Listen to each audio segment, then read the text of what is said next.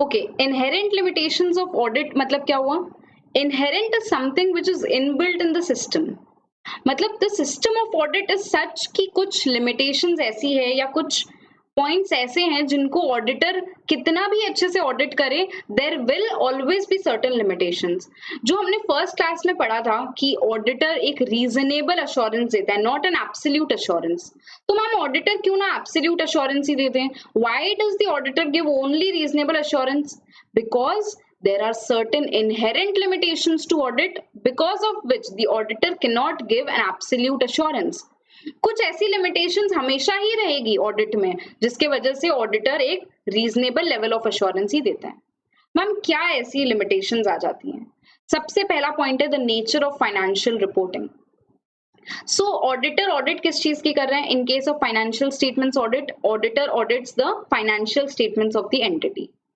Now these financial statements are prepared by whom? These are prepared by the management of the company.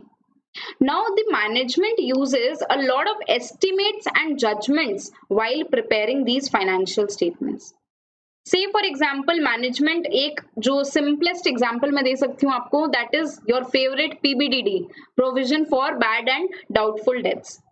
ये किसी company में आप audit करने जाओगे आपको मिलेगा PBDD is 10%, कहीं पे 5%, कहीं पे there is no PBDD at all, right? So how does the management decides कि 10% PBDD हमें मेंटेन करना है कि 5% करना है कि 2% करना है कि 0% करना है? It depends on the management का judgment, on their experience कि past में कैसा trend चला है। हमारे 10% debtors हमेशा bad हो जाते हैं, हमारे only 5% debtors bad होते हैं, या हमारे कंपनी में सारे ही good debtors होते हैं, there is no concept of bad debts at all. So it depends on the management's judgment. अब आते हैं ऑडिटर पे। ऑडिटर जब फाइनेंशियल स्टेटमेंट्स की ऑडिट करेगा तो वो इन कुछ जजमेंट्स को इवैल्यूएट करेगा। अब जजमेंट होती है future oriented, it is a kind of forecast only कि 10% पीबीडीडी होगा।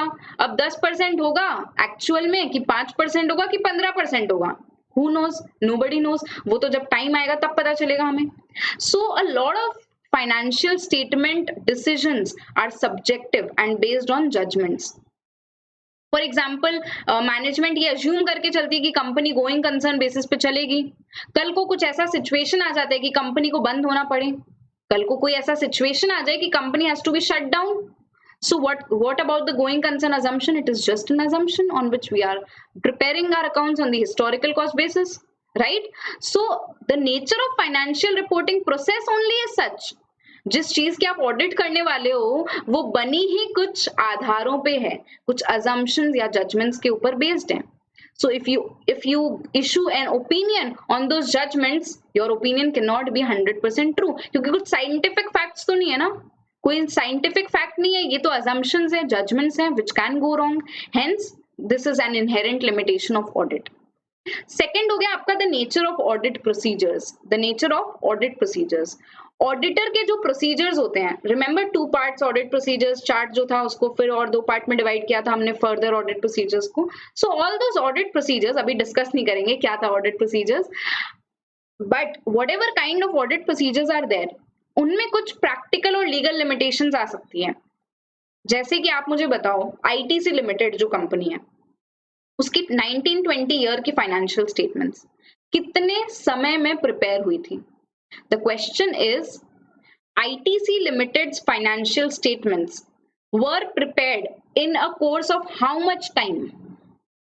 Ma'am of course in the course of financial year 1920। ऐसा तो नहीं था ना कि अकाउंटेंट मार्च 31 को फाइनेंशियल स्टेटमेंट्स 31 मार्च 2020 को बैलेंस शीट बनानी है तो 1 मार्च को बैठेंगे सारी एंट्रीज को रिकॉर्ड करेंगे, ऐसा थोड़ी होता है, ऐसा बिल्कुल भी नहीं होता है ma'am. Financial statements are prepared throughout the course of audit, throughout the period covered by the financial statements. और ऑडिटर को कितना समय मिलेगा उन सारी ट्रांजैक्शंस को चेक करने का या एग्जामिन करने का? आप पूरा 1 साल दोगे क्या ऑडिटर को? 30 सितंबर को तो एजीएम आ जाएगी, आपको पता है ना एजीएम कंपनी की with in 6 months of the close of financial year होनी चाहिए। सो 30 सितंबर को तो आपका एजीएम आ जाएगा जिसमें आपको ऑडिट रिपोर्ट को प्रेजेंट करना है। तो आपको जो पूरा 1 साल है वो नहीं मिलता। और ऑडिटर के पास सिर्फ एक कंपनी की तो ऑडिट है नहीं, और भी कई सारी कंपनीज की ऑडिट है, कई सारे उसके पास और भी असाइनमेंट्स एंड एंगेजमेंट्स हैं। So there are certain practical and legal limitations, which is why the auditor cannot perform, or rather even if the auditor performs plans and performs the audit procedures to the best of their capability, there will still be certain limitations to their audit. अब auditor sampling approach choose करते हैं। जैसे कि एक company में आप समझिए 10 lakh purchase invoice है, तो क्या ऑडिटर बैठ के 10 लाख परचेज इनवॉइस को वाउच करेगा, चेक करेगा? बिल्कुल भी नहीं। ऑडिटर में भी उसमें से कुछ 10,000 चूज कर लेगा, कुछ 30,000 चूज कर लेगा, डिपेंडिंग ऑन द ऑडिटर का प्रोफेशनल जजमेंट। नाउ हो सकता है 30,000 जो चेक किया उसमें कोई मिसस्टेटमेंट ना हो, बट बैलेंस जो नहीं चेक किया उसमें कोई गलती हो या कोई फ्रॉड हुआ हो, हु नोज। सो ऑडिटर के जो ऑडिट प्रोसीजर्स होते हैं ना, उसमें कुछ प्रैक्टिकल लीगल लिमिटेशन है। अब आपको कई चीजों के ऊपर, मैनेजमेंट के ऊपर भरोसा करना होगा। A lot of things, say for example inventory valuation है, तो inventory valuation कौन करता है? मैनेजमेंट करती है। Of course the auditor will verify it, but आप इंक्वायर किससे करोगे? इंक्वायर तो मैनेजमेंट से ही करोगे ना। अब वो जो बोलेंगे उस पर कुछ हद तक तो आपको भरोसा करना ही पड़ेगा। इंटेंशनली उन्होंने आपसे कुछ बात छुपा के रखी, जो आप कैसे निकाल सकते हो? आप कोशिश करोगे सारे ऑडिट प्रोसीजर्स परफॉर्म करने के, but still if something is intentionally hidden by the management, it may lead to the failure of audit procedures, right? So practical और legal limitations होती हैं जिनके वजह से auditor cannot give a 100% assurance. Now if there are frauds which are concealed by the management only, मतलब management ने frauds को छुपा के रखे हैं, तो auditor will definitely apply their audit procedures to detect those frauds, to identify those frauds. But फिर भी अगर intentionally ऐसे उनको conceal किया गया, complex transactions में enter करके frauds किए गए, जैसे इतने बड़े बड़े स्कैम्स आपने सुने ना, पीएनबी स्कैम, सत्यम स्कैम, तो सब में क्या आपको लगता है ऑडिटर्स की गलती थी? ऑडिटर्स ने अपने प्रोसीजर्स नहीं परफॉर्म किए? हो सकता है to some extent, it may be it, and the auditors are involved in some cases, but in general, even if the auditor performs the audit procedures to the best of their capabilities, तभी भी अगर fraud is very carefully organized, एकदम छुपा के इतना शातिर दिमाग लगा के frauds को डिजाइन किया गया, तो ऑडिटर के ऑडिट प्रोसीजर्स फेल हो ही सकते हैं। देन मैनेजमेंट आपको कंप्लीट इंफॉर्मेशन अगर नहीं दे, so this can also lead to the failure of your audit procedures. तो ऑडिट प्रोसीजर्स का नेचर ही ऐसा है, you have to depend upon the management to some extent, upon the employees of the organisation to some extent, because information तो at the end आपको management ही देगी। So one another point is the nature of audit procedures. Next is the timeliness of financial reporting. If the financial statements are only not prepared at time, तो आप अपनी audit को timely कैसे complete करोगे? अगर financial statements ही management बहुत समय बाद फाइनलाइज करते हैं, उसके बाद आपकी ऑडिट शुरू हो गई, या इवन अगर उसके पहले भी हो गई, तो सारा जो मेन काम है वो तो आपको फाइनलाइजेशन के बाद, जब अकाउंट्स पूरे फाइनलाइज हो गए, statement of PL balance sheet बन चुकी है, उसके बाद आप ऑडिट करोगे, राइट? सो अगर फाइनेंशियल रिपोर्टिंग प्रोसेस में ही डिले हो गई, तो आपकी ऑडिट प्रोसीजर में डिले हो जाएगी, जिसके वजह से क्या होगा? आपका audit maybe it might happen that due to the constraint of time, the audit may not be conducted efficiently. But one thing, remember this thing very very carefully, that the matters of time, cost, ये सारे जो matters है ना, कि time कम था, खर्चा बहुत लगने वाला था, और ये सारे points are not a basis कि ऑडिटर अपने ऑडिट प्रोसीजर्स जो शिद्दत से वो अप्लाई ना करें। ऑडिटर को अपने सारे procedures diligently with 100% efficiency apply करने हैं, but still there might be cases, exceptional cases, जहां पे फाइनेंशियल रिपोर्टिंग टाइमली नहीं हुई, जिसकी वजह से ऑडिट में ऑडिटर 100%, ऐसे भी ऑडिटर रीजनेबल अश्योरेंस ही देता है, एब्सोल्यूट अश्योरेंस ऑडिटर नहीं दे सकते हैं। Next point is the balance between benefits and cost. So आपको एक चीज पता है कि कोई भी इंफॉर्मेशन होती है, किसी भी तरह की इंफॉर्मेशन, अगर वो टाइमली मिले तो उसकी वैल्यू है, अगर वो टाइमली ना मिले तो उसकी कोई वैल्यू नहीं है। से फॉर एग्जाम्पल, सिंपल सा एग्जाम्पल लेते हैं, नॉट रिलेटेड टू ऑडिट। मैंने आपको कहा कि please review this part of any मैंने एक आर्टिकल लिखा, मैंने आपको कहा please review this part, it has to be published in any magazine. मैंने आपको कहा आप इसको एक प्रूफ रीडिंग करो बस। अब आपकी उस प्रूफ रीडिंग की वैल्यू कब होगी?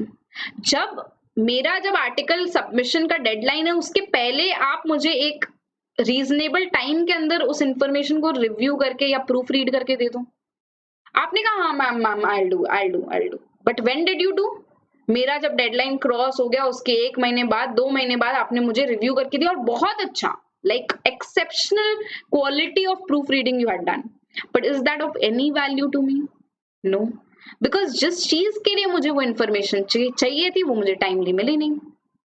सो there's a balance between the benefit and cost.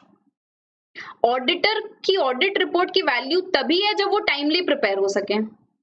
तो इंफॉर्मेशन की जो वैल्यू है वो तभी है जब उसको टाइमली आप दे सको, प्रेजेंट कर सको। एंड ऑडिटर अपना जो टाइम है, एनर्जी है, वो एक तरह का कॉस्ट हो गया, the time and energy of auditor. अब कितना टाइम एनर्जी एक ही ऑडिट में ऑडिटर डिवोट करेगा, राइट? और of course audit has to be perform diligently, efficiently, no doubt about it. But क्या आप एक ही क्लाइंट की पूरी डिटेल में घुस के एकदम एक एक ट्रांजैक्शन को डिटेल में चेक करेंगे? ऐसा पॉसिबल है? There has to be a balance between the benefit and the cost. There has to be a balance between benefit and cost. देखो पहला पॉइंट मैंने जो बोला आपको कि इंफॉर्मेशन की वैल्यू तभी है जब वो टाइमली मिल सके। दूसरी चीज ये हो गई कि बेनिफिट जो आपको उस इंफॉर्मेशन से मिल रहा है उसकी जो कॉस्ट है उसमें एक बैलेंस मेंटेन होना चाहिए। So this is another limitation कि अगर मुझे आप 2 साल दे देते ना इंफॉर्मेशन को चेक करने के लिए तो मैं बहुत अच्छे से ऑडिट कर सकती थी। I would have devoted so much time and energy into it, but I don't have that much time. अगर आप इतना टाइम ले लोगे तो उसका कोई बेनिफिट नहीं रहेगा उस इंफॉर्मेशन का। So there has to be a balance between the benefits of the audit and the cost of the audit. उतना एनर्जी टाइम डिवोट कर पाएगा ऑडिटर जितना उसका बेनिफिट होगा, जितना ऑडिट का बेनिफिट होगा। The next point is other subject matters. Other subject matters में आगे जैसे कि अगर fraud has been very carefully, very schematically organised, management ने इतने कॉम्प्लेक्स ट्रांजैक्शंस परफॉर्म करके फ्रॉड्स किए हैं तो auditor may not detect it, तो it may lead to limitation of audit. Audit का जो पर्पस है वो सर्व ना हो सके, ऐसा हो सकता है। रिलेटेड पार्टी रिलेशनशिप्स और ट्रांजैक्शंस अगर बहुत ज्यादा हैं जिसकी वजह से अगेन फ्रॉड्स हो रहे हैं या फिर द फाइनेंशियल स्टेटमेंट्स में मिस स्टेटमेंट्स होने के चांसेस है, मिसलीडिंग हो सकती है, तो auditor may not be able to detect all those because of a lot of related party transactions and relationships. Non compliance with laws and regulations हो सकता है, या फिर अगर there is doubt about the going concern assumption, जैसा मैंने आपको बताया ना, going concern is also an assumption. उसको लेके अगर कोई डाउट है, अगर कोई अनसर्टेनिटी है तो उस बेसिस पे भी आपकी जो ऑडिट है वो 100% रिलायबल नहीं हो सकती है। So these are certain limitations जिसमें ऑडिटर की मिस्टेक नहीं है, it is inherent in the system of audit. Audit का सिस्टम ही ऐसा है जिसमें ये लिमिटेशंस पाई जाएगी। ठीक है, एक बार जस्ट इसको गो थ्रू कर लेंगे, फिर हम लोग इसके क्वेश्चंस और इसमें कुछ केस स्टडीज भी मैंने इनकॉर्पोरेट किया वो हम लोग देखेंगे। Just go through this once.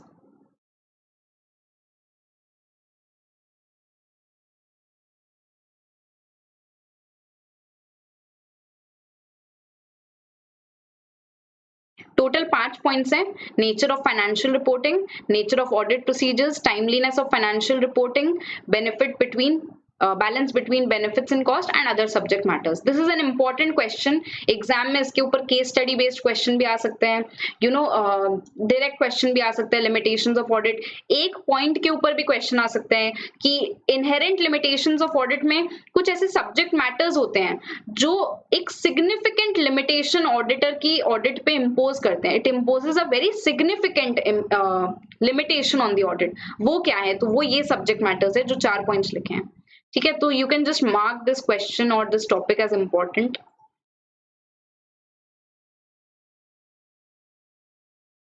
ठीक है, इसको इंपॉर्टेंट मार्क कर लेंगे। Topic number 6, inherent limitations of audit को। Again this is also as per SA 200, you can just note that also, it is as per SA 200।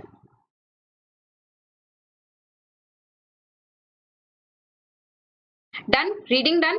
Now let's come to the question and answers of this topic. देखो question क्या है, the auditor is not expected to and cannot reduce audit risk to zero.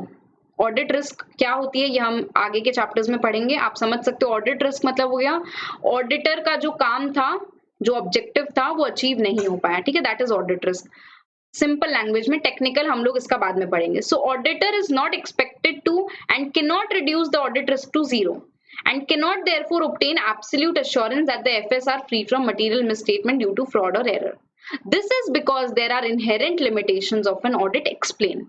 अब ये एक open ended question हो गया ना, मतलब एक स्टेटमेंट आपको दे दी 2 लाइन की, अब उसमें एक्सप्लेन करो। अब बच्चे कंफ्यूज, लिखना क्या है? सो सिंपल है, आपको लिखना है इनहेरेंट लिमिटेशंस ऑफ ऑडिट। इसीलिए मैं आपको क्वेश्चन आंसर्स भी क्लास में डिस्कस कर रही हूँ। Even after doing the concept from the chart, हमको क्वेश्चंस डिस्कस करने बहुत ज्यादा इंपॉर्टेंट है, ठीक है।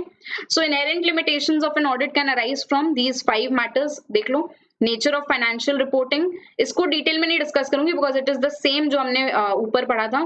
The nature of audit procedures, timeliness of financial reporting, balance between benefit and cost, and other matters that affect the limitations of audit. Other subject matters जैसे fraud, related party transactions हो गई, going concern पे doubt हो गया, ठीक है। So you can just go through this once. This question is very simple. RTP November 18 में पूछा गया था, एक बार इसको go through कर लेंगे। पॉइंट नंबर 3 में एक बार आएंगे। पॉइंट नंबर 3 मुझे डिस्कस करना है, the matter of difficulty, time और cost. The matter of difficulty, time or cost involved is not in itself a valid basis for the auditor to omit an audit procedure for which there is no alternative. Auditor ऐसा नहीं कह सकता था कि हमारा जो client entity की जो वेयर हाउस है वो बहुत ही हिल स्टेशन टाइप पे कोई लोकेटेड है, कोई बहुत ऐसे हायर ऑल्टीट्यूड पे लोकेटेड है, या ऐसी जगह लोकेटेड है जहां मैं जा नहीं सकता, बहुत डिफिकल्ट है मेरे लिए, बहुत टाइम लग जाएगा, बहुत खर्चा लग जाएगा। This is not a valid basis for the auditor to not perform an audit procedure, ठीक है। So timeliness of financial reporting है कि फाइनेंशियल रिपोर्टिंग टाइमली होनी चाहिए, तभी ऑडिट टाइमली होगी। बट डिफिकल्ट है, टाइम लगेगा, कॉस्ट लगेगी, इसके चक्कर में ऑडिटर ऑडिट प्रोसीजर परफॉर्म ना करे, ऐसा नहीं होना चाहिए। क्लियर? देखो यहाँ लिखा है ना, the relevance and value of information tends to diminish over time, balance between benefit and cost में मैंने जो आपको बोला कि कोई भी इंफॉर्मेशन होती है उसकी वैल्यू डिमिनिश हो जाती है विद टाइम। तो टाइमली ऑडिट रिपोर्ट को भी देना जरूरी है ऑडिटर के लिए। और जैसे जैसे ऑडिटर डिले करेगा या फिर जैसे जैसे उनका ऑडिट का टाइम आगे बढ़ता जाएगा और वो पास्ट की इंफॉर्मेशन लेंगे, तो हो सकता है वो इंफॉर्मेशन कहीं ना कहीं मैनिपुलेट हो गई हो, ऐसा भी हो सकता है, ठीक है। आई होप ये क्वेश्चन क्लियर है, सिंपल क्वेश्चन है। नेक्स्ट देखो, तो क्वेश्चंस को आप मार्क करते जाओ। Question number 7 is done. Enumerate a few circumstances which may impose practical and legal limitations on auditor's ability to obtain audit evidence. तो देखो यहाँ पे क्वेश्चन में कहीं नहीं लिखा inherent limitations of audit के बारे में बताओ, practical and legal restrictions. So क्या क्या था ये? Management may not provide information intentionally. Management may give wrong information or furnish wrong information. Then fraud may involve very carefully organized schemes by way of complex transactions which the auditor may not identify. Maybe the auditor may not identify those frauds. और audit कोई investigation तो नहीं है ना, audit is not an investigation. Investigation is very detailed, जहां पे आप fraud खोजने के लिए इन्वेस्टिगेशन कर रहे हैं, कोई गलती पकड़ने के लिए इन्वेस्टिगेशन कर रहे हैं, but audit is not an investigation. So auditor के पास कई सारी पावर नहीं होती है कि वो जाके सर्च कर सके, सीजर कर सके क्लाइंट एंटिटी के ऊपर, ये सारी पावर्स नहीं है ऑडिटर के पास। तो हो सकता है ना कि ऑडिटर अपने जो प्रोसीजर्स हैं उनमें ठीक तरह से परफॉर्म ना कर सके अपने audit procedures. So these are certain practical and legal limitations. You can just go through this once. ये देखो मैंने जो बोला ना, एक पॉइंट के ऊपर भी क्वेश्चन आ सकते हैं। तो ये क्या हो गया आपका नेचर ऑफ ऑडिट प्रोसीजर्स में जो था ना, practical and legal limitations on audit, practical and legal limitations on the audit procedure, उसी के ये पॉइंट्स हो गए।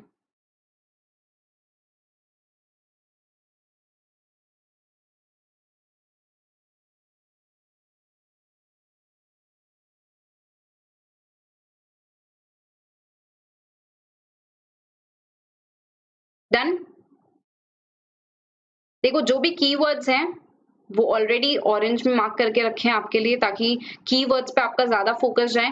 But you are always advised, I will always advise you to read the statements completely, क्योंकि जितना आप रीड करोगे, जितना आप ज्यादा रीड करोगे, उतना बेटर आप स्टेटमेंट्स को फ्रेम कर पाओगे, because a lot of students have a problem in framing good English grammar sentences. तो आप कीवर्ड्स को लर्न करो and also you read the sentences पूरा प्रॉपरली. ठीक है.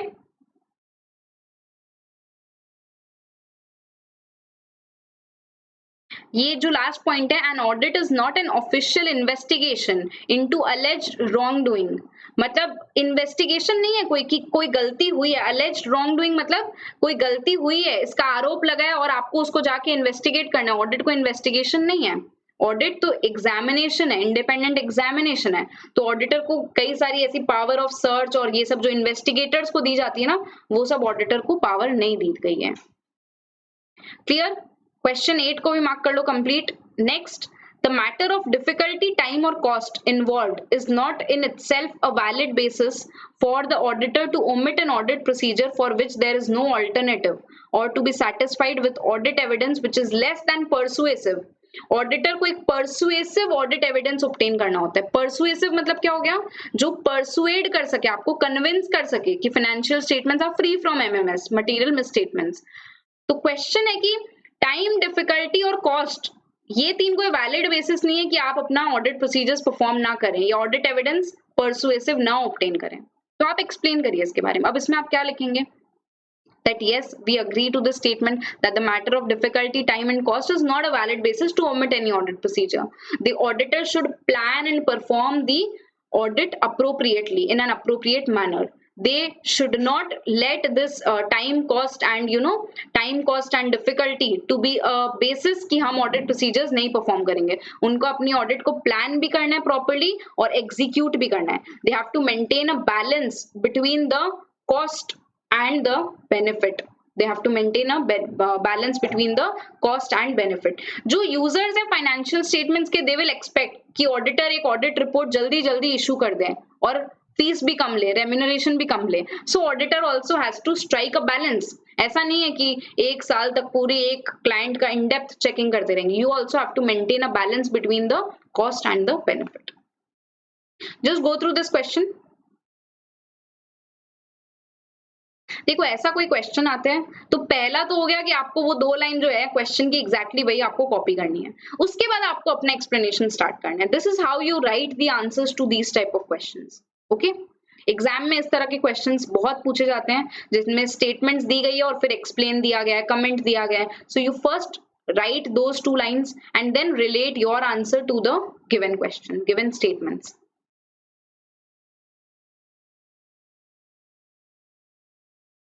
Clear?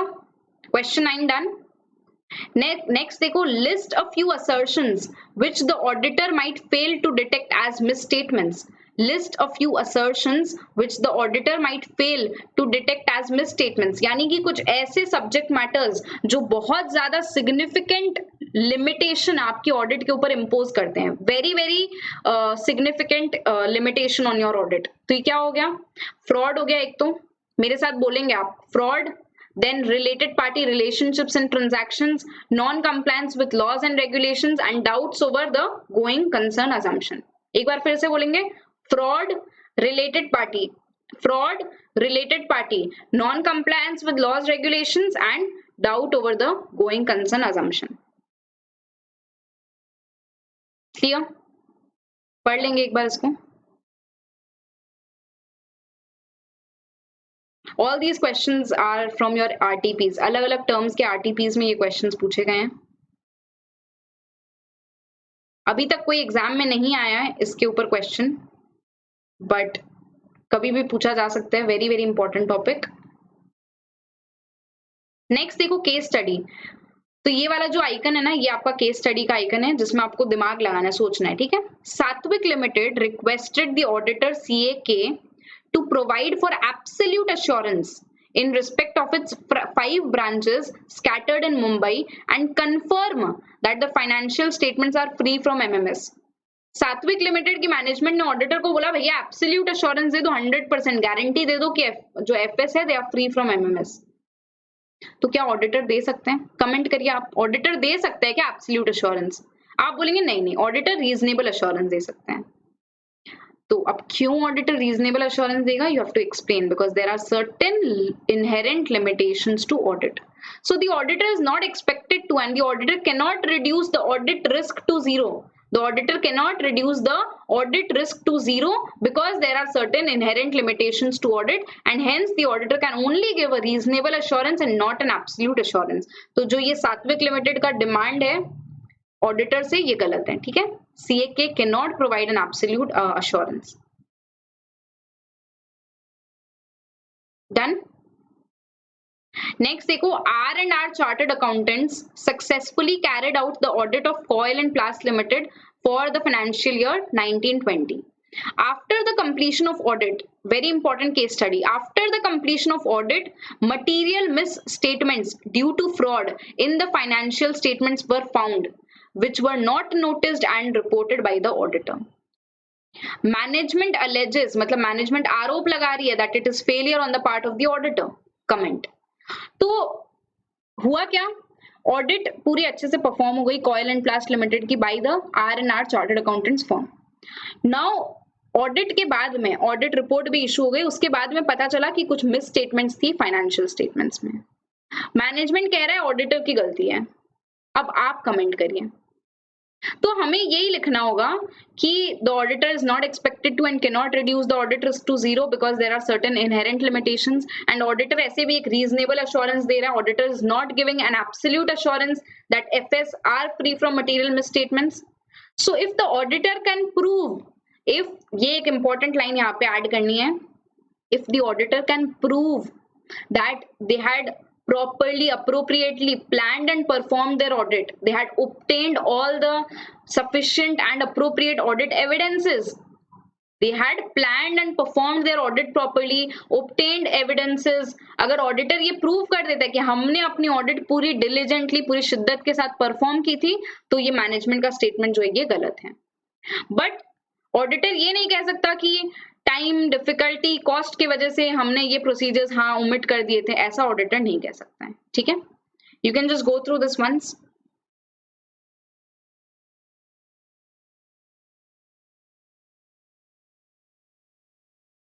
Subsequent discovery of any misstatement does not mean कि auditor ने अपने प्रोसीजर्स परफॉर्म नहीं किए थे.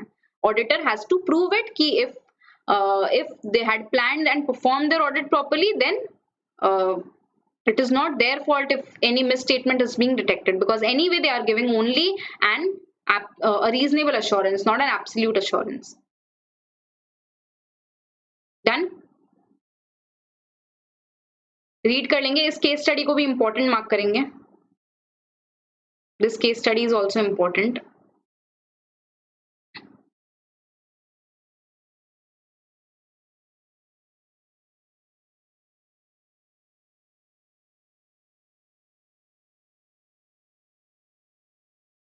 आप लोग इम्पोर्टेंट को एक ही कलर से नोट करिए.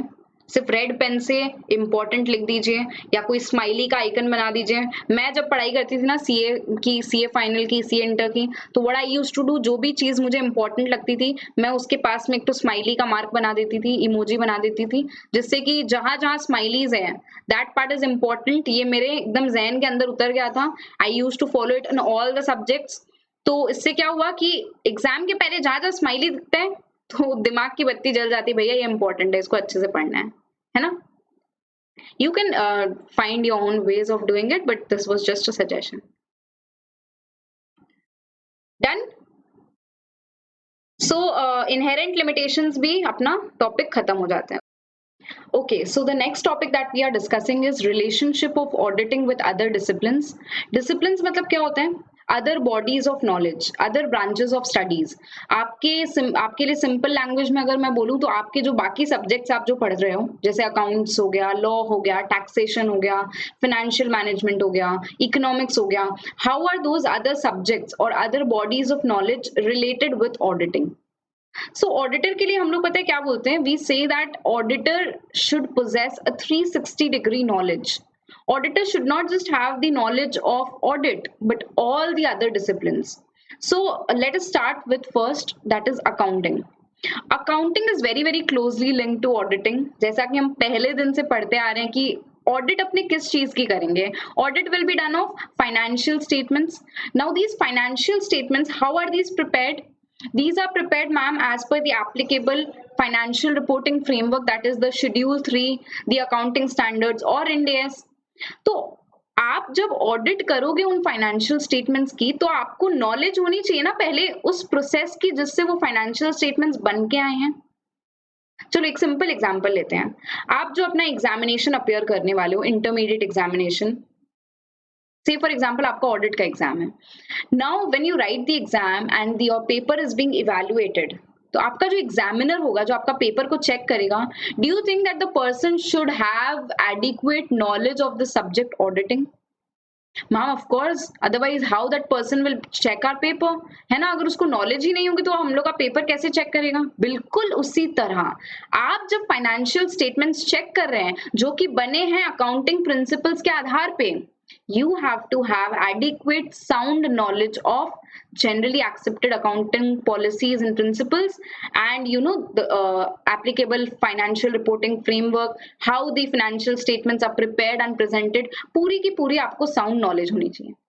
So accounting is first और auditing उसको follow करते हैं. You can say auditing is the post-mortem of the financial statements, है ना? Post-mortem examination हो गया, financial statements बनी by the management and auditor is doing a post-mortem examination of those accounts. तो accounting की knowledge is very very important. Hence it is very closely linked to auditing. Next we talk of law. Ma'am law की भी knowledge जरूरी है. मतलब हम लोग जो लॉ सब्जेक्ट पढ़ रहे हैं, अगर हमें ऑडिटर बनना है तो क्या लॉ की भी नॉलेज जरूरी होगी? बिल्कुल जरूरी होगी. आप इमेजिन करिए कंपनी है, उस कंपनी के ऊपर कितने लॉज अप्लाई करते होंगे? एक लिस्ट बनाते चलिए, कंपनी के ऊपर क्या क्या लॉज अप्लाई करेंगे. अगर आपके इंटरमीडिएट सिलेबस से मैं अगर लू लॉज को, तो कंपनीज एक्ट 2013 अप्लाई करेगा, राइट? यस मैम करेगा. Income tax act 1961 because that company has to pay tax. Income tax, yes ma'am apply करेगा. जीएसटी लॉ अप्लाई करेगा क्या? बिल्कुल अप्लाई करेगा. कस्टम्स लॉ अप्लाई करेगा क्या? अगर वो इंपोर्ट एक्सपोर्ट में, इंटरनेशनल ट्रेड में वो अगर एंगेज्ड है तो कस्टम लॉ भी अप्लाई करेगा मैम. उसकी अगर कोई फैक्ट्री है, कंपनी की कोई फैक्ट्री एस्टैब्लिश्ड है, तो फैक्ट्रीज एक्ट अप्लाई करेगा उसके ऊपर. अगर फाउंडेशन के सिलेबस में हम चले, कॉन्ट्रैक्ट एक्ट अप्लाई करेगा, sale of goods act apply करेगा, आपका लेबर लॉज जो है वो अप्लाई करेगा, राइट? लेबर लॉज यानी कि आपका payment of wages and bonus act हो गया, योर ईएसआई एक्ट हो गया, पीएफ एक्ट हो गया, ये सारे लॉज अप्लाई करेंगे on the entity. So these laws directly or indirectly are impacting the financial statements and operations of the business enterprise. जैसे कि कंपनी को जब टैक्स पे करना है ना, तो उसको एक प्रोविजन फॉर टैक्सेशन बना के रखनी पड़ती है. जैसे आपने प्रोविजन फॉर डेप्रिसिएशन पढ़ा है ना, प्रोविजन फॉर आपने बैड एंड डाउटफुल डेट्स पढ़ा है, वैसे ही जब टैक्स पे करना होता है तो एक पहले से प्रोविजन का अमाउंट क्रिएट करके रखना पड़ता है कि कितना टैक्स पेमेंट होगा. जीएसटी तो डायरेक्टली आपके फाइनेंशियल स्टेटमेंट्स को इंपैक्ट कर रहे हैं. ईएसआई एक्ट हो गया, पीएफ एक्ट हो गया, all these are directly impacting the financial statements. Now you are verifying the financial statements. We are only talking of financial statements audit over here, ठीक है? आप directly जो financial statements को check कर रहे हो उसके ऊपर इन laws का implication है, application है. Hence, the auditor should have sound knowledge of the various laws which are applicable on the entity, because this has a very close link with audit. Clear? अब कुछ जनरल लॉज होते हैं. General laws जैसे हो गए आपके companies act हो गई, हर ही कंपनी पे कंपनीज एक्ट अप्लाई करेगी. कॉन्ट्रैक्ट एक्ट हो गया, बहुत सारी चीजों के ऊपर कॉन्ट्रैक्ट एक्ट अप्लाई होगा, राइट? जीएसटी लॉ हो गया, इनकम टैक्स एक्ट हो गई, ये सारे सभी कंपनीज के ऊपर ऑलमोस्ट अप्लाई करेंगे. फिर कुछ स्पेशल या पिक्यूलियर लॉज होते हैं, जैसे कि अगर आपकी बैंकिंग कंपनी है, किसी बैंक की आप ऑडिट करने जा रहे हो which is in the form of a company, तो कंपनीज एक्ट तो अप्लाई करेगा ही, साथ में उसके ऊपर बैंकिंग रेगुलेशंस एक्ट 1949 अप्लाई करेगा, उसके ऊपर आरबीआई गाइडलाइंस अप्लाई करेगी. So the auditor should have knowledge of the general principles of law, general laws and also the special laws which are applicable to the entity, right? Next आते हैं economics में. Ma'am economics की भी knowledge जरूरी है, इसीलिए तो आपके सिलेबस में इकोनॉमिक्स फॉर फाइनेंस लाया गया है ना. वैसे वो फाइनेंशियल मैनेजमेंट के साथ है because it is very closely linked to FM also. Auditing की अगर मैं बात करूं, auditor should have a very good knowledge of economics. Why? Because हम लोग बचपन से पढ़ते आए हैं कि business is a part of the society. So whenever the business environment or the economic environment is changing, हमारा जो client entity है जिसकी हम audit कर रहे हैं, क्या उसमें भी कुछ चेंजेस आएगी?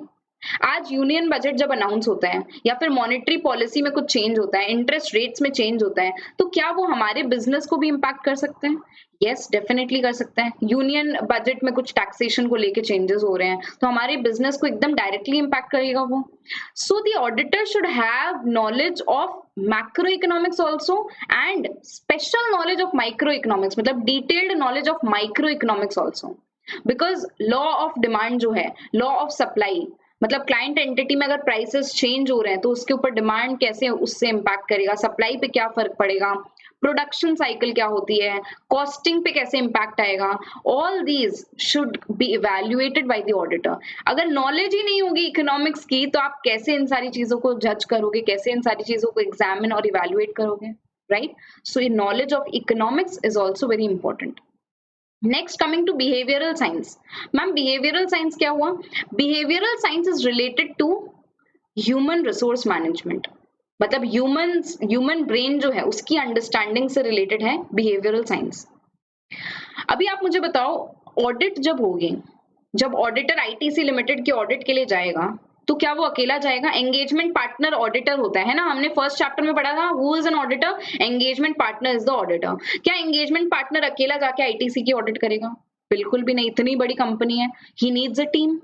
ठीक है, तो उसकी जो ऑडिट टीम है उसमें कई सारे लोग होंगे, उन लोगों से इंटरैक्ट करना पड़ेगा एंगेजमेंट पार्टनर को। he'll have to direct supervise his audit team, उनको ब्रीफिंग करनी होगी, उनको बताना होगा कि ऐसे जाके इस तरह से आपको ऑडिट करनी है। So there will be a lot of human interaction involved. Now, if the engagement partner does not know how to properly interact with these people, how to get work done from them, तो कैसे वो अपनी audit को आगे बढ़ाएगा? This was at the planning stage, ठीक है, मतलब अपनी इंटरनली उसको जो ह्यूमन रिसोर्सेज से इंटरैक्ट करना है। नाउ जब ऑडिट करने जाएंगे, ऑडिट करने जब जाएंगे उस वक्त भी तो क्लाइंट एंटिटी के साथ इंटरैक्शन होगा ना, management, TCWG, those charge with governance, employees, इन लोगों के साथ आपको इंटरैक्शन करना पड़ेगा।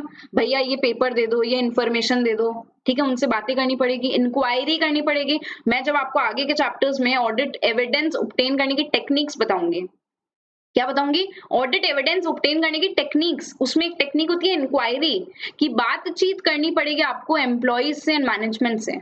सो इंक्वायरी करने के लिए इंटरेक्शन इज रिक्वायर्ड ना, सो knowledge of behavioral science is also very much required. Next coming to statistics and mathematics, इसकी तो क्या ही बात करूं, mathematics is very very important. आप किसी भी फील्ड में हो, मैथमेटिक्स की बहुत ज्यादा इंपॉर्टेंस होती है। ऑडिट में मैम कैसे इंपॉर्टेंस होगी? बिकॉज आपको कई जगह पे कैलकुलेशंस, कंप्यूटेशंस चेक करने पड़ेंगे। See for example depreciation calculation you have to check interest calculation, अगर आपका इंटरेस्ट ऑन डिबेंचर्स है, इंटरेस्ट ऑन लोन है, इंटरेस्ट ऑन फिक्स्ड डिपॉजिट्स है, टीडीएस की कैलकुलेशन हो गई, जीएसटी की कैलकुलेशन हो गई, तो कंप्यूटेशंस ये सब चेक करने पड़ेंगे ना आपको, because these are part of your financial statements. Hence basic knowledge of mathematics is required.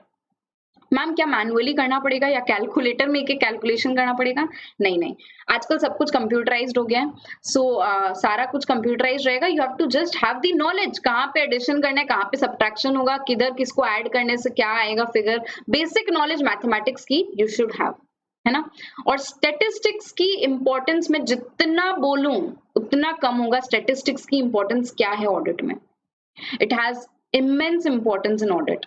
इतना क्यों बोल रही हूँ मैम? इतना इसलिए कह रही हूँ क्योंकि आजकल जो जमाना आ गया ना, इतना टेक्नोलॉजिकली एडवांस सब चीजें हो गई है, तो स्टैटिस्टिक्स जो है वो एक बहुत इंपॉर्टेंट रोल प्ले करता है ऑडिट में। सिंपल भाषा में अगर बात करूं, एकदम सिंपल एग्जांपल अगर मैं लूं, ऑडिट सैम्पलिंग बोल के कुछ होता है, ठीक है। जैसे मैंने आपको इनहेरेंट लिमिटेशंस में एक एग्जांपल दिया था, 10 लाख परचेज इनवॉइस अगर है तो उसमें से ऑडिटर क्या 10 लाख के 10 लाख चेक करेगा? पूरी पॉपुलेशन को ऑडिटर चेक करेगा क्या? बिल्कुल भी नहीं मैम, उसमें से कोई सैंपल पिक करेगा ऑडिट। तो ये सैंपल पिक करने की जो टेक्निक होगी, ये स्टैटिस्टिक्स ही तो हो गई ना एक तरीके की, कि आप स्टैटिस्टिकल सैम्पलिंग मेथड चूज कर रहे हो, कि रैंडम नंबर्स को आप यूज कर रहे हो, ठीक है। उसके बाद एनालिटिकल प्रोसीजर्स, रिमेंबर हमने ऑडिट प्रोसीजर्स में पढ़ा था एनालिटिकल प्रोसीजर्स, कि वहां पे हम लोग रिलेशनशिप देखते हैं दो फाइनेंशियल वेरिएबल्स या फिर नॉन फाइनेंशियल वेरिएबल्स की। तो उसके लिए कोरिलेशन, रिग्रेशन जैसी टेक्निक्स जो होती है, डेविएशंस एनालाइज करना, उसके लिए स्टैटिस्टिक्स बहुत ज्यादा इंपॉर्टेंट हो गया। So statistics plays a very very important role because auditor uses a lot of techniques like sampling हो गया, उसके बाद analytical procedures में correlation, दो variables के बीच में क्या relation है, कोरिलेशन की डिग्री, क्या डेविएशन है, ठीक है, एक ईयर से दूसरे ईयर कितना डेविएशन हुआ, what is the general standard deviation, variance, variability कितनी हो रही है, ये सब चीजें बहुत ज्यादा इंपॉर्टेंट हो गई है आज की डेट में। फिर जैसा मैंने बोला, क्या कंप्यूटराइज्ड सब कुछ हो जाएगा या फिर मैनुअल आपको करना पड़ेगा? सब कुछ कंप्यूटराइज्ड हो गया। सो comes the next discipline, that is data processing. Data processing मतलब हो गया ऑटोमेशन, जो कंप्यूटर्स को लेके, इंफॉर्मेशन सिस्टम को लेके आजकल ऑटोमेशन हो गया है सारी एंटिटीज में, क्या उसकी भी नॉलेज आपको होनी चाहिए? कंप्यूटर्स, इंफॉर्मेशन टेक्नोलॉजी की भी नॉलेज होनी चाहिए। अगेन इसकी भी इंपॉर्टेंस जितनी बोलूं उतनी कम है। इसके लिए एक चैप्टर भी आपके सिलेबस में, audit in N automated environment, कि जहाँ पे CIS सिस्टम होता है, कंप्यूटराइज्ड इंफॉर्मेशन सिस्टम्स, वहां पे ऑडिटर किस तरह से ऑडिट करेगा, ठीक है, what are the things that the auditor need to consider, special considerations basically. So the auditor should have a knowledge of basic information technology. In fact अगर मैं आपको बोलूं तो information systems audit in itself is a separate study. मतलब आप जब chartered accountant बन जाओगे ना, तो institute of chartered accountants of India और एक डिप्लोमा कोर्स भी कराती है, डीसा बोलते हैं उसको, diploma in information systems audit, या उसका एक इंटरनेशनल कोर्स भी है सीसा, सर्टिफाइड इंफॉर्मेशन सिस्टम्स ऑडिटर। तो इंफॉर्मेशन सिस्टम यानी कि जो कंप्यूटर है ना बैकएंड में, उसकी ऑडिट करना इतना इंपॉर्टेंट हो गया आज की डेट में, इंफॉर्मेशन सिस्टम्स। सो जनरल नॉलेज तो एज एन ऑडिटर अपने को होना ही चाहिए ऑफ डेटा प्रोसेसिंग। मैम यहाँ पे लिखा है ईडीपी ऑडिटिंग। ईडीपी मतलब क्या हुआ? ईडीपी मतलब हो गया इलेक्ट्रॉनिक डेटा प्रोसेसिंग। आप एक बार आके लिखेंगे यहाँ पे, ईडीपी मतलब क्या हुआ? Electronic data processing. When the data is not processed manually but electronically by the use of computers and information technology, that is known as EDP. तो उस ईडीपी ऑडिट जो मैंने अभी बोला ना, इंफॉर्मेशन सिस्टम्स ऑडिट, वही हो गया EDP audit. That has become a separate study in itself. उसके लिए एक अलग क्वालिफिकेशन रिक्वायर्ड है। यू नो, बैंक ऑडिट अगर आपको करनी है ना कभी फ्यूचर में, जब आप क्वालिफाइड सीए बन जाओगे, तो उसके बाद बैंक ऑडिट करने के लिए डीसा की जो क्वालिफिकेशन है, या फिर सर्टिफाइड इंफॉर्मेशन सिस्टम्स ऑडिटर की जो क्वालिफिकेशन है, that is mandatory for conducting bank audit. तो इतना ज्यादा इंपॉर्टेंस है क्योंकि बैंक्स में बहुत ज्यादा इंफॉर्मेशन टेक्नोलॉजी का यूसेज होता है, तो ऑडिटर को उसकी नॉलेज होनी बहुत जरूरी है। Next point is financial management. क्या ऑडिटर को फाइनेंशियल मैनेजमेंट मतलब एफएम जो आप पढ़ते हो उसमें भी बहुत महारथी निकलना पड़ेगा? महारथी तो नहीं, but basic knowledge of working capital management, budgets कैसे रीड करते हैं, बजट में कैसे वेरिएंस एनालिसिस होता है, then you know ratio analysis is तो वेरी इंपॉर्टेंट। एनालिटिकल प्रोसीजर में मैंने आपको बताया ना, रेशियो एनालिसिस करते हैं हम, लास्ट ईयर के करंट रेशियो को इस ईयर के करंट रेशियो से कंपेयर करके इंफॉर्मेशन, मीनिंगफुल इंफॉर्मेशन निकालते हैं। So that in that way knowledge of financial management is also very much required, because the auditor may have to, you know, use the knowledge of financial management while conducting his audit. Next is production. ये क्या हो गया? ये हो गया एक enterprise के production process की नॉलेज। पूरा वो जो भी ये मैन्युफैक्चरिंग के मैन्युफैक्चरिंग एंटिटीज में अप्लाई करेगा, इनफैक्ट सर्विस इंडस्ट्री में भी अप्लाई करेगा कि उनका पूरा बिजनेस प्रोसेस क्या है, what is the flow of their production. You know, अगर आप किसी आयरन एंड स्टील इंडस्ट्री में जा रहे हो ऑडिट करने के लिए, कोई आयरन एंड स्टील कंपनी में जो कि आयरन रॉड्स बना रहे हैं, है ना, तो उसमें आपको पूरा नॉलेज होना चाहिए, what are the raw materials being used for this process, what machines are being used, कितने लेबरर्स लगते हैं, उनका आउटपुट पर आवर कितना होता है, कॉस्टिंग क्या इन्वॉल्व होती है, क्या प्रोडक्ट्स मैन्युफैक्चर होंगे, उसके बाई प्रोडक्ट्स क्या निकलते हैं, नॉर्मल वेस्टेज लेवल कितनी है, कॉस्ट सिस्टम क्या है, इसकी स्टैंडर्ड कॉस्टिंग क्या, एक्चुअल कॉस्ट कितना निकलता है, वेरिएंसेस कितना है, पूरे प्रोडक्शन फ्लो का ना नॉलेज होना चाहिए। क्योंकि प्रोडक्शन जो हो रहा है, जो इन्वेंट्रीज है, जो फिनिश्ड गुड्स है, जो रॉ मटेरियल्स है, जो लेबरर को वेजेस आप दे रहे हो, उसी का तो एक पिक्चर आपका फाइनेंशियल स्टेटमेंट्स हो गया ना। अगर प्रोडक्शन ही नहीं होगी, एक अगर मैन्युफैक्चरिंग कंसर्न है, समझ लीजिए उसमें प्रोडक्शन ही नहीं होती है, तो उसकी फाइनेंशियल स्टेटमेंट्स में क्या ही आएगा? समझ रहे हो आप बात को? तो पूरा प्रोडक्शन फंक्शन का नॉलेज होना चाहिए, एंटायर बिजनेस प्रोसेस की नॉलेज होनी चाहिए। ये इनफैक्ट मैं आपको एडवाइस करूंगी कि जब आप आर्टिकलशिप करोगे तो आप किसी भी कंपनी के ऑडिट में जाओ, आपको सबसे पहले समझना होगा उसका business process flow, because before every business is unique and on its own. Her business में भले ही एकदम सेम बिजनेस हो, एकदम सेम टू सेम बिजनेस अगर दो कंपनीज का है, फिर भी कहीं ना कहीं उनके फ्लो में डिफरेंसेस हो सकते हैं। और अगर सेक्टर अलग है तब तो बात ही क्या, सेक्टर अलग है तो पूरा बिजनेस फ्लो चेंज हो जाता है। You have to understand the entire flow and then identify कि इसमें क्या क्या फाइनेंशियल ट्रांजैक्शंस इन्वॉल्व हो सकती है। Only then you will be able to become a good auditor. ठीक है, so good auditor is one who understands the client and the entire business functions. Okay, तो ये हो गया हमारा relationship of auditing with other disciplines. इसके ऊपर questions एक बार जो है वो देख लेते हैं। Let's come to the questions.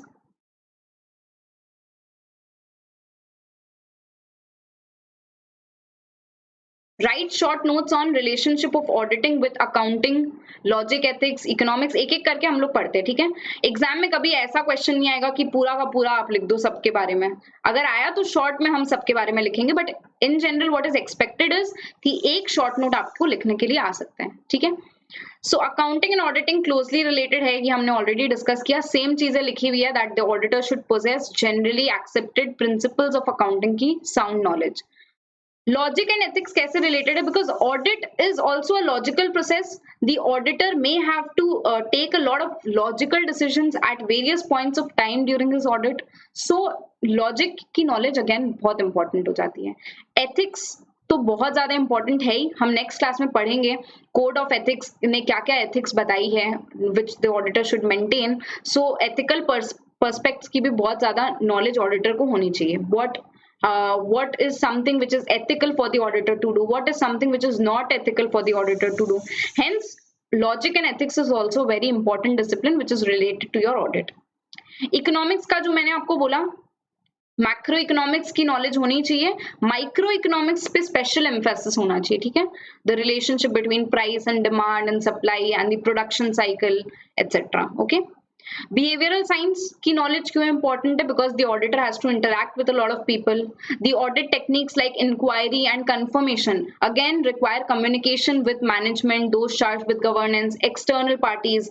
So इसके लिए understanding and how to deal with human beings, the employees, is very very important. Okay, next हो गया स्टैटिस्टिक्स एंड मैथमेटिक्स। इसमें भी स्टैटिस्टिकल सैम्पलिंग की बात हुई है।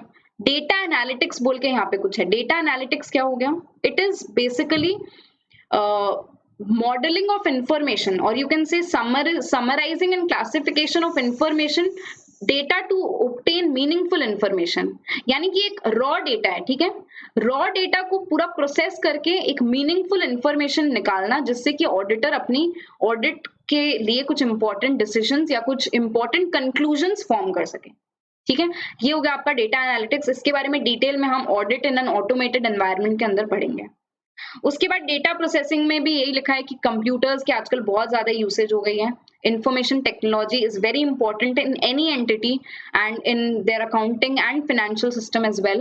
So the auditor should also possess the sound knowledge of this information technology and data processing. In fact, CIS audit, जो computerized information system audit मैंने आपको बताया, it has become a separate body of study in itself. Financial management में the auditor should have knowledge of working capital management, cash flow, ratio analysis, etcetera. उसके बाद में stock market से कैसे आपका बिजनेस इंपैक्ट हो रहा है, आपके बिजनेस से कैसे स्टॉक मार्केट इंपैक्ट हो रहा है, all these knowledge should also be possessed by the auditor. Production का मैंने अभी आपको बताया कि प्रोडक्शन की भी ऑडिटर को साउंड नॉलेज होनी चाहिए of the entire production system.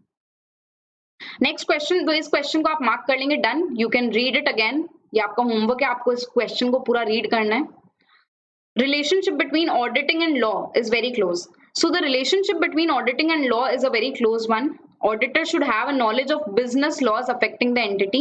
He should be familiar with the law of contracts, Contract Act, Negotiable Instruments Act, the knowledge of taxation laws, then companies act, income tax act, GST act, जो सब मैंने आपको बताया वही सब यहाँ लिखा है. You can add other laws also, but you should write that special laws की भी नॉलेज होनी चाहिए विच गवर्न द एंटिटी. जैसे banking regulations act governs a banking company, cooperative societies act governs a cooperative society. So all this also is required, and general business laws जो है उसकी knowledge होनी चाहिए. ठीक है, so this is also done. Now we'll quickly revise. आज की class में हमने क्या क्या पढ़ा, एकदम शुरू से फर्स्ट टॉपिक से आज की क्लास में क्या क्या पढ़ा. We'll just revise in 5 minutes and then today's class will be over. है ना. चलो स्टार्ट किया था हमने व्हाट इज ऑडिट से. So as per SA 200 what is audit, it is an independent examination. Now I will revise very very quickly. ठीक है, आपको ध्यान से सुनते जाना है बस. अभी आप ये मत समझना मैम बहुत फास्ट जा रही है, क्योंकि revision is meant to be fast, जिससे आपके दिमाग में धीरे धीरे टॉपिक्स जो है सीपन होती जाएगी. ठीक है, you can see also the topics. What is audit as per SA 200? It is an independent examination. 5 points थे इसमें. कितने points थे? 5. It is an independent examination of financial information of any entity, whether profit oriented or not, irrespective of its legal form and size, when such an examination is done to conduct to express an opinion thereon. Okay, ऐसे 200 में overall objectives क्या थे auditor के? 2 objectives थे. First is to obtain a reasonable assurance whether FS as a whole are free from material misstatements and thereby expressing a true and fair view of the state of affairs of the entity and its results. Second objective क्या है? To issue a report and communicate as required by the SAs. उसके बाद conduct करनी है audit हमें in accordance with the SAs. But क्या आपको सारे एसेज कंप्लाई करने हैं? All the SAs should be complied और only those which are relevant to your audit. Only those which are relevant to your audit. मतलब कि अगर the circumstance which is addressed by the SA exists in your audit, applies to your audit, then only you have to comply with that. Ma'am, do we have to comply with the entire essay or only the relevant parts which apply to my audit? Only the relevant parts. Do I have to stick to the audit procedures which are there in the essay, or I have to also determine कि additional procedures required है या नहीं? The auditor has to determine if additional procedures in addition to those stated in the essay is required or not. Then the auditor has to use the objective of each and every individual standard to achieve the bigger objective, that is the overall objective of the auditor. उसके बाद हमने पढ़ा scope of audit. What should be covered in the scope of audit? All aspects relating to accounting and finance. The auditor has to see whether the information upon which the underlying records are based is reliable and sufficient or not. Auditor has to see whether all the disclosures, all the information has been properly disclosed or not as per the regulatory requirements, statutory requirements. The auditor should not perform any duty which falls outside his competence, and any limitation on the scope of work of the auditor should be set out in the audit report. Next was what are the aspects to be covered in audit? तो aspects में सबसे पहले तो हम compare करेंगे underlying accounting records को with the financial statements. We will verify the authenticity and validity of transactions. We will verify the title, existence and valuation of all the assets. We will verify all the liabilities. We will check और evaluate the system of accounting control और internal control. We will check the results of the entity as shown by the statement of PL. Profit loss correctly arrived at है कि नहीं है. We will also check if there is any significant discrepancy और weakness in the internal controls or not. Then we will finally report to the appropriate body or authority. Okay. Next, what are the advantages of audit? It safeguards the financial interest of people who are not associated with the management. Then it acts as a moral check on the employees, helpful in settling trade disputes, helpful in settling tax liabilities, helpful in settling the this settlement of your accounts in case of liquidation, dissolution, admission of partner, retirement of partner. It helps in detection of wastages and losses. It also helps in ascertaining whether proper records have been kept by the entity or not. कई बार government हमसे certified ये audited accounts मांगती है when we are applying for any kind of grant or special assistance from the government. Then audited accounts are being asked. ठीक है. Next, what are the inherent limitations of audit? इसमें 5 points थे. Number 1 is the nature of financial reporting, the nature of audit procedures. There are various practical and legal limitations जिसकी वजह से audit risk can not be reduced to zero. Audit risk can not be reduced to zero because there are inherent limitations to audit. Hence auditor can only give a reasonable assurance, not an absolute level of assurance. Then we have timeliness of financial reporting. Users जो है वो expect करेंगे कि आप अपनी audit report को timely submit कर दो, बट अगर फाइनेंशियल स्टेटमेंट्स टाइमली प्रिपेयर्ड नहीं है आप सबमिट नहीं कर पाओगे audit report timely, you will not be able to conduct your audit in an efficient manner, then there should be a balance between the benefits and costs, and finally other subject matters, कुछ ऐसे assertions है जैसे हो गया fraud, related party transactions हो गए, आपका doubts over your going concern assumption हो गया, non compliance with laws regulations हो गया, ये सारे कुछ ऐसे फैक्टर्स हैं which impose a significant limitation on your audit. Even if you make a lot of efforts to plan and perform your audit, if frauds are very carefully and schematically organized, the auditor may not be able to detect it. If the management is not giving you proper information, is hiding, concealing information intentionally, the auditor cannot do anything because the audit procedures are based on the information and access of documents from the management, right? Next, relationship with other disciplines, ये हमने अभी अभी किया. Auditing is very closely related with other disciplines like accounting, law, economics, behavioral sciences, mathematics, statistics, data processing, financial management, production, costing. So auditing is linked with all these concepts. Hence, in order to become a good auditor, you have to possess knowledge of all these disciplines, and like we can say the auditor is a multi-faceted or multi-disciplined person. उसको बहुत सारे अलग अलग disciplines की knowledge होनी जरूरी है. ठीक है, तो ये हो गया क्विक रिवीजन एकदम. हम हर क्लास में ऐसे ही लास्ट में एक क्लास में जितने टॉपिक्स हम करेंगे उसका रिवीजन करेंगे, जिससे कि कुछ भी हमारा छूटता नहीं जाएगा. ऐसा नहीं कि रिलेशनशिप विद अदर डिसिप्लिन्स पढ़ा तो इनहेरेंट लिमिटेशंस भूल गए. आगे आगे हम रिवाइज करते चलेंगे. ठीक है, so that's all with this class. Bye bye, have a great day ahead.